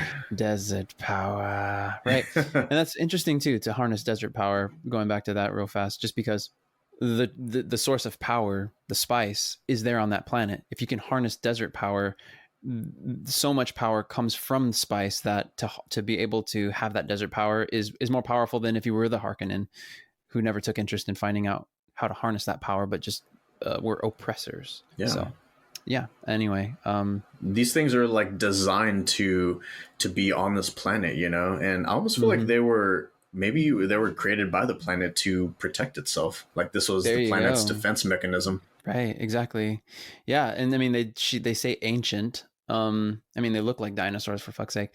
But like so who knows how long they've been there, and yeah, for these to know that these things exist there and to use them. Around this time though, I did think it was there's like a long period of this film towards the end, like after they crash and they're just kind of trying to survive in the desert, where Jessica just isn't really saying anything. It's just all Paul ordering her around, and it felt very strange to me. Like Paul was guiding around, like he had Jessica captive. And he was just forcing her to travel with him through this desert. She didn't feel like a parent around this portion of the film. And I don't know, like, what'd you think? I felt like, does Jessica just not have any survival skills? I get that Paul is more familiar with the planet because he was educating himself on what Arrakis was and like what it was about, but you would think like maybe her superior clairvoyance would come in handy right about now. I don't know how clairvoyant she is, though. That's the thing. So I'm not sure if she knows how to navigate. I mean, she's a tough fighter. That much we know. So she's trained in hand-to-hand combat. So we know that part. Also know that she's got the voice, but who knows? I mean, she's a concubine, so maybe she only grew up in a temple. Maybe she only grew up in civilized areas, and she just maybe feels out of her element here. She feels so exposed. The love of her life has been murdered. And yeah, she's a hard ass when it comes to, again, killing those guys in the helicopter, in the ornithopter, as it were. But after that, it's kind of like I get the sense she's pensive. She's kind of just taking it all in. It's a lot to take in, that, you know, everything that's happened with her husband, or her would-be husband, dying. They're on the lam. They could be killed at any moment. We all face these things differently, so it could be a little bit of that, and it could also be just seeing her son becoming the man that he's meant to be, and watching this kind of all unfold for her. Maybe his clairvoyance is already getting to a point where it's surpassing hers. Right. Like exactly. She can't see the bigger picture. He's confident. He's confident. The more he possesses who he is, the more he begins to embrace what his role is and his place in all of it. The more he gets the more confident he becomes, right?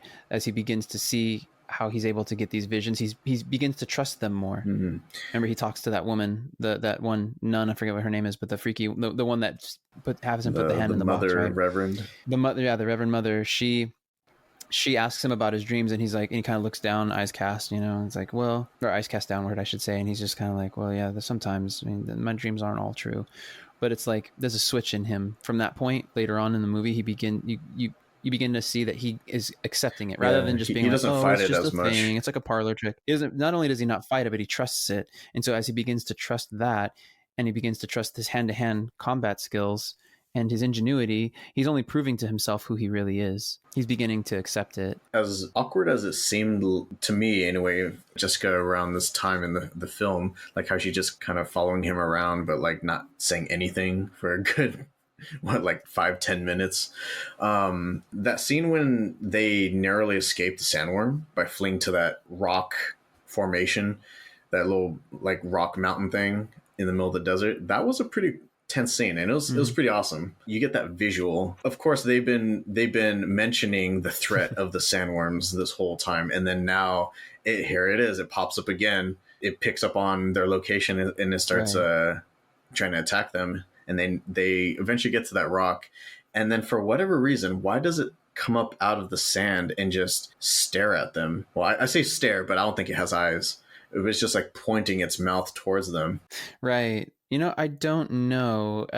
I really don't know. I don't know how much it knows. Do you think it can sense something in Paul, maybe? Like it's not quite sure what it is that Paul is? Maybe. Yeah, I don't know.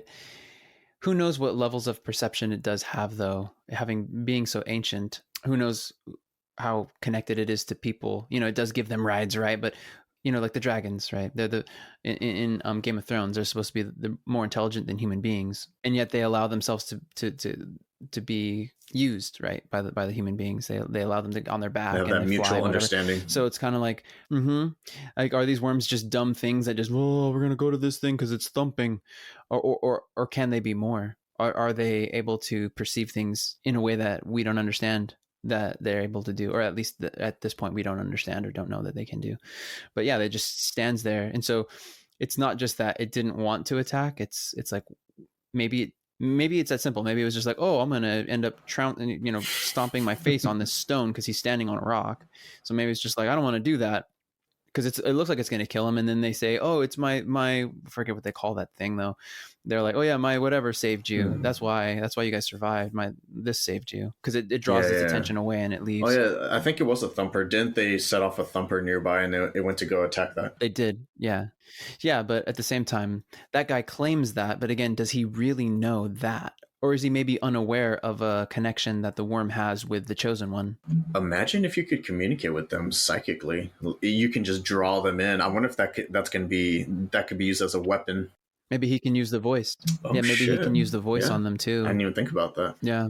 What about when Stilgar and the Fremen show up and they have that lack of trust with Jessica and Paul? Like they initially just want to kill them because they don't know what they're there for. They don't know whose side they're on, and they just know that they're foreigners, they're invaders. Well, sort of. It's more like, remember, it's Javier Bardem's character. I don't know his Stilgar. name. That's Stilgar. Okay. Yeah.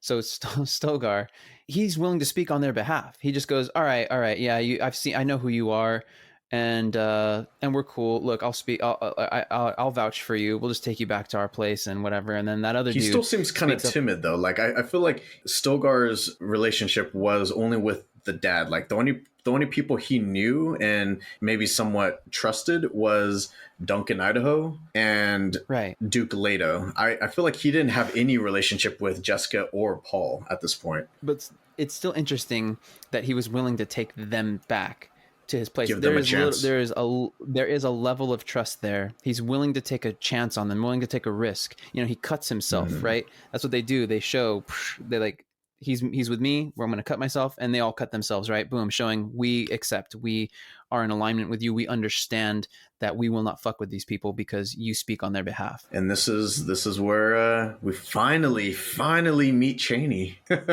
in flesh and blood. Right. Yeah. Flesh and blood. It's been like leading up to it. It's been she's been this elusive woman, It's weird because it seems like she's almost like the one guiding him, just unknowingly. Like she's speaking to him in his visions, maybe from the future.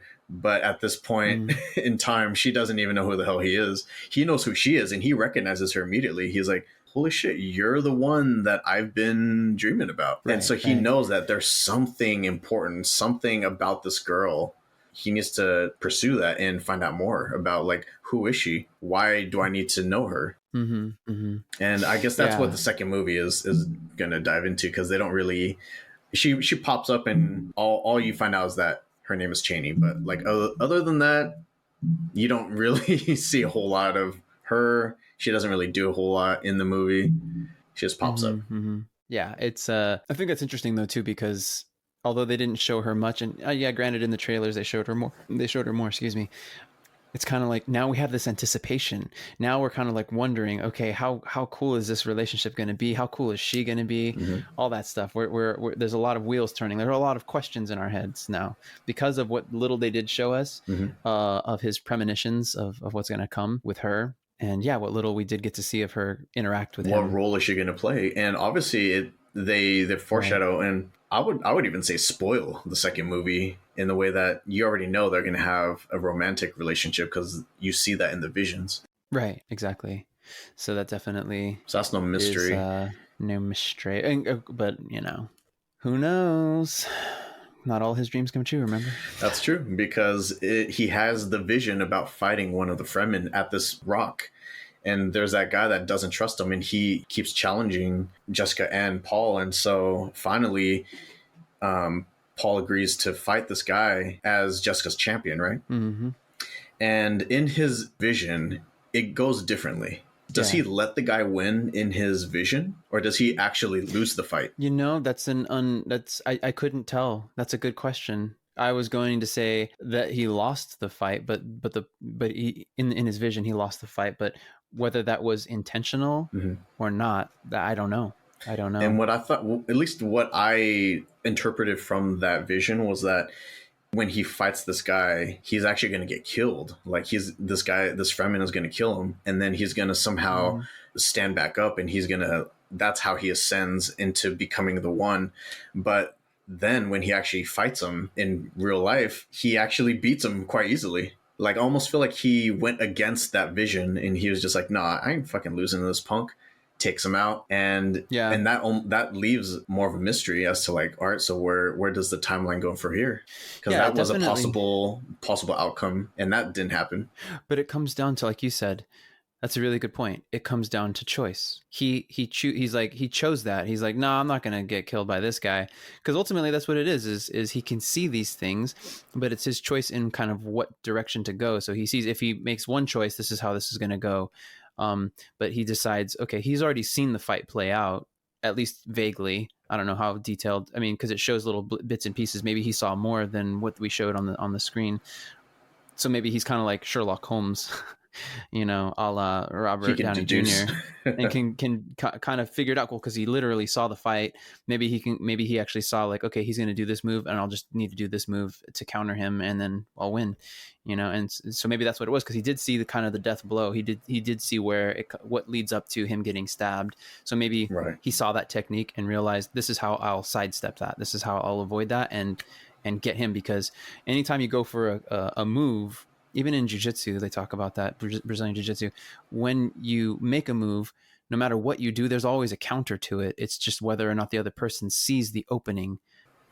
It also kind of makes me wonder too, because he also had visions of being this very skilled fighter. He's wearing this, like, Paul I'm talking about, he has this, like, gold armor, and he's just, like, mowing guys down with ease, right? Just out in the middle of the battlefield. And I wonder is that still going to be the case, because he didn't lose to this guy? Him fighting, I think that's what they prophesized as the Holy War, right? Right. I think that's what they called it. So I don't know. Is the Holy War still going to happen? Is he still going to be the skilled fighter? Because maybe he was supposed to lose early on so that way he can ascend sooner. Who knows? Maybe we'll have to just wait and see for sure. It's going to be interesting.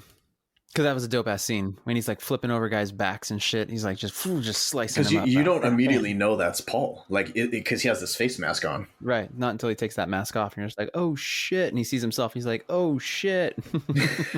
Right. That's me. I'm fucking kicking ass. That's a badass warrior down there. Oh shit. It's me. That armor kind of looked like Iron Man, just like a gold version of Iron Man. Yeah, kind of looked like that, or maybe some VR troopers. Yeah, VR troopers. Do you remember VR troopers? Dude, we are VR. That's right. Yeah, dude, that was such a corny ass show. How I loved it as a kid. Oh hell yeah, I loved it. I was like, fuck Power Rangers, dude. I'm all about VR troopers. I thought I was the only one that was into VR troopers, honestly. Dude, I was fucking in love with VR troopers. That shit was dope. It was just more Power Rangers, essentially. How fucking dare you, dude? How dare you? I loved Power Rangers as a kid. Right, me too. After that, after Paul dispatches that Fremen with ease, in a VR trooper suit. This is where it links up with VR troopers.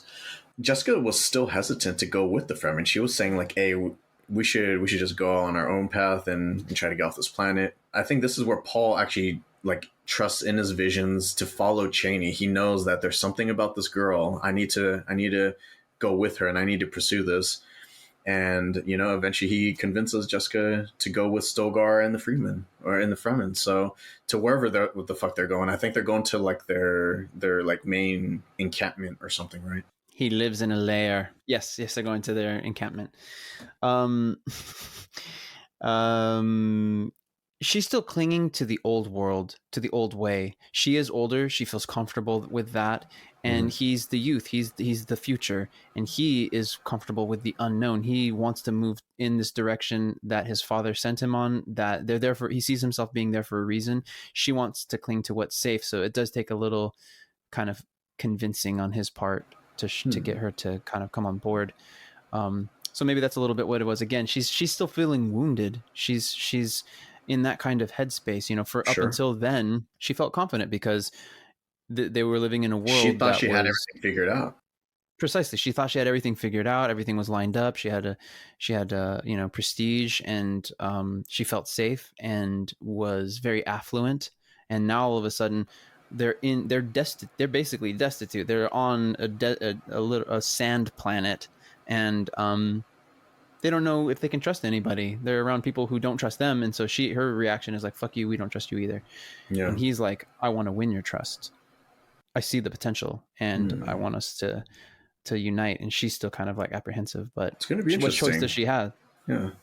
I'm curious as to what's going to happen next. And I think that was the whole point of it splitting right here. Like, this was the end of the first movie, and you know, there are a lot of different paths that they could take with this. Like, a lot of different scenarios that could happen. Is Stilgar gonna now take over as being like the mentor and kind of teach him the Fremen ways?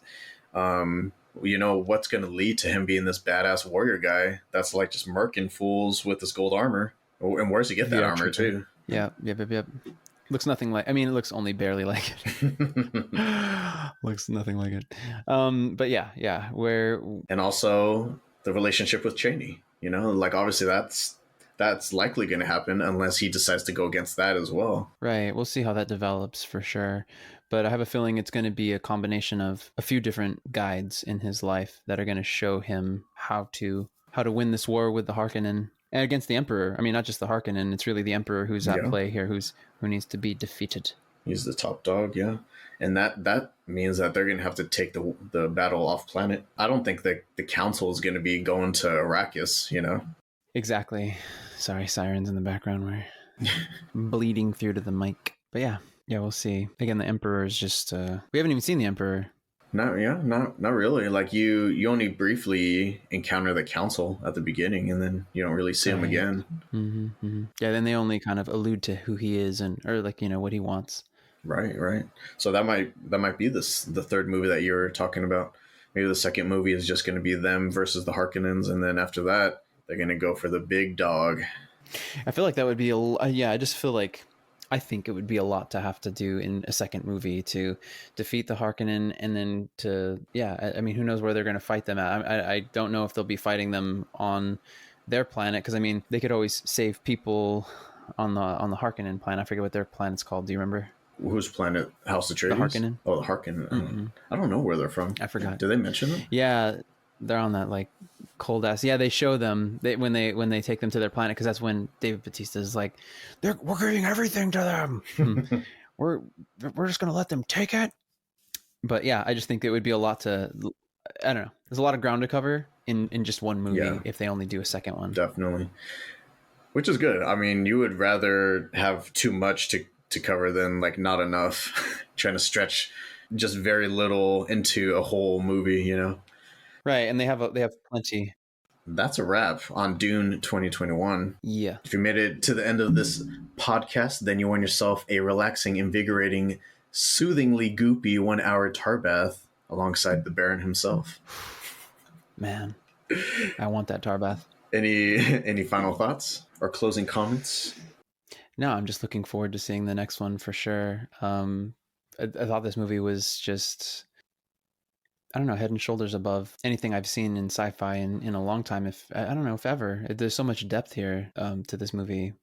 This whole story is just captivating. I'm seriously going to read the novels before long. Did you think that the foreshadowing that they did in the visions was too spoilery at all? Because you obviously know what it's going to look like and what's going to happen in some fashion. So I feel like, you know, knowing that Atreides is going to be this badass fighter guy eventually, do you think it takes away from the impact of it? Or do you feel like the journey of watching him build up into that is going to be the interesting part? Yeah, that's it. It's like knowing a little bit of it. It's like, it's enough to whet the appetite. Okay. You go, oh shit, that's where he goes. How does he get there? I want to know how. That's the question you're asking. How and if he'll get there, like you said, because ultimately we know his dreams, not all his dreams come true. So maybe that scene doesn't play out exactly that way. Maybe maybe it never even comes to blows. Maybe they avoid that altogether and they end up not even fighting there, but on a separate planet. I mean, I don't know. The possibilities are all out there, but at the very least, we know he ascends to be this really, really, I keep saying ascend. He becomes this fucking great fighter, greater than he already is, leading men into battle. And we just don't know how he gets there. So yeah, I think that's going to be, I don't think it's spoiling anything. I think it just gets everybody interested that much more. Yeah. What's that appetite?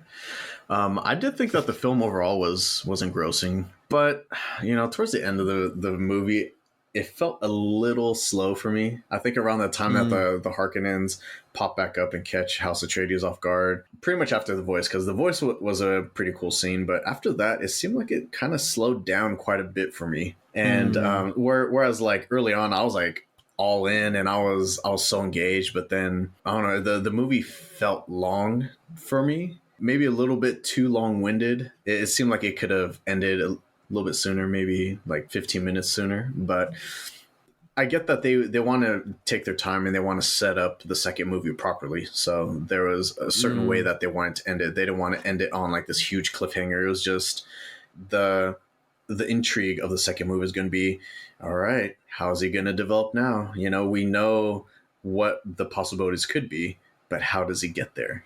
So I think that's where the intrigue, that's where that carrot at the end of the stick comes into play. What's funny is I think I noticed when it got slow too. I'm on that same wavelength. I remember it starting to feel a little bit slow, but I remember when that started to happen, I immediately like looked at my wristwatch. I was like, oh my gosh, I have a feeling it's going to end soon. And I remembered at the time, I don't know now, but I remember what the runtime was. And so I was like, oh shit, I knew when it was going to end. I mean, I'd looked at my watch before and knew, okay, it's going to end around this time.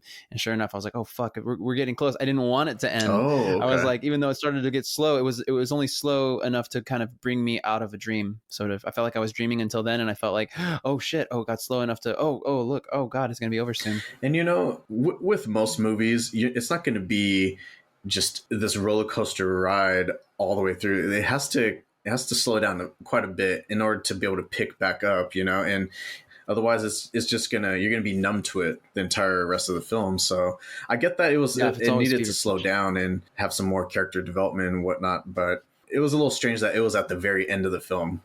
I thought they would have wanted to end on like a pretty higher energy or a faster paced tone, but I don't know. I mean, it's fine if the second movie just kind of picks up from that slower pace and then just builds right up back into that drop that everyone's going to be expecting, and then it's just going to be a fun ride from the rest of the movie. So if it's going to be reverse in the second movie, I think I'll be all right with it. So it makes sense if it's it's slowing down so that way it can pick back up towards the end. Yeah, it'd like reach a crescendo. Yeah, exactly. Or if there's going to be multiple of those kind of waves, like you explained it, like a waveform, just exactly. Because if there is a third one, then it's going to maybe follow the same path. Overall, yeah, I thought it was enthralling, and the movie had a lot of intriguing elements. Like I was saying before, the shields, the spice, which I'm still curious about. The sandworms and how, like, what's their purpose? How did they even come to be on this planet? Shout outs to the ornithopters. Yeah. Much respect. But seriously, the voice, I thought that was just fucking cool. Like it was absolutely cool. Such at least I haven't seen anything like that. So for me, it was just a really original and pretty badass concept to have in this movie. Agreed. A lot of cool shit going on. Yeah. And 100%. I think you already touched on this, but the movie had a ton of hype behind it. It had a big budget, an ensemble cast. It lived up to the hype for you. You felt like it didn't disappoint? No. I mean, no. I saw it twice, and both times I was still completely enthralled. Yeah. What about you? Same thing. Yeah, I was pretty stoked for it, and this is from someone that had no knowledge of what Dune really was. I understood that it was a novel and that there was a movie based off of it that I think has a cult following. I think a lot of people enjoyed it. I don't think it did gangbusters by any means, but I think a lot of people really enjoyed it. My dad included. I think he had it on VHS or Betamax or something like that. Beta. I personally thought, just glancing at the David Lynch film, I was like, that movie looks fucking boring. But, I was a kid, and as you get older, your tastes change. And I think I think it was just striking at the right time. I was just in that mood for a really interesting and captivating sci-fi movie. This movie happened to already be in production, and it finally released around that time that I was just ready for this sci-fi movie to come out. I was looking for something that was going to be introducing interesting concepts. Just because it's sci-fi doesn't necessarily mean it needs to be in space all the time. A lot of it was just, actually most of it was just either the Atreides planet or it was Arrakis. There was no like space battle or anything going on. Lightsabers, it just felt refreshing to me. Yeah, same. It was doing stuff differently than what other sci-fi movies were doing. But the other sci-fi movies that have actually adapted themselves from this movie or from this story. Right, exactly. It's like, this one, there's a reason why this one set the tone for so many, and so many tried to imitate different elements from it. It's because it's that fucking cool of a story. So it's no surprise. It's like it's funny that you say it's refreshing, because I feel the same way. I feel like it's refreshing, and yet the irony is that the story's older than any of the other. It predates everything. Yeah, all the other stuff. Right. Like fuck, all this other shit was like sci-fi light. This shit is like the meat. This is like what it's about. Yeah, and how I kept bringing up, like, the movie was only able to touch on so much of the lore, and me looking into it, I just felt the research that I did with this movie was just as interesting as the movie itself. There was just so much to unpack, and the lore was built out. Just reading about the concepts and the relationships, and it was pretty fun. And I think that's probably the appeal of the novels themselves, because it goes deeper into it. No, that's cool. Yeah, I definitely am more intrigued. It's that one, and I definitely want to read that one. I just don't know which one I want to read first, because there's Foundation, or Isaac Asimov. He's also just an amazing sci-fi writer. The TV show, right? That TV show dropped around the same time that they were remaking Dune. Right. It's like, part of it I wonder is if an idea was already floating around. These things are often shopped around, so people know what's going on. Like, maybe Warner Brothers didn't want to do, I don't know who produced it, maybe Fox, and you're shopping it around to different places. Or at the very least, word gets around, hey, this is what they're doing. Who knows which came first, honestly.